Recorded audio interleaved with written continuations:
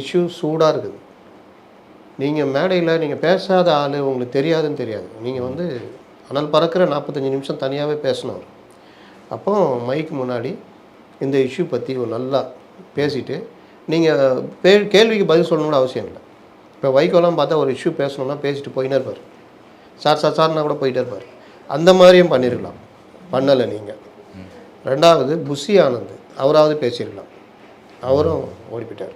அந்த கையெழுத்து இது பிரிண்ட் எடுத்து ஜெராக்ஸ் எடுத்து கலர் ஜெராக்ஸ் எடுத்து தன்னெழுச்சியாக கட்சி சொல்லலை, மகளிர் அமைப்பினர் விநியோகம் பண்ணுறாங்க சென்னையில், மதுரையில்.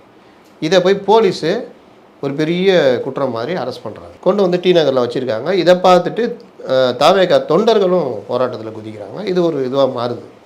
அப்போ புஷியானந்த் அவங்கள பார்க்க போகிறார். பார்க்க போனவரையும் கைது பண்ணி உட்கார வைக்கிறாங்க. இன்னும் பெருசாகிடுது மேட்ரு.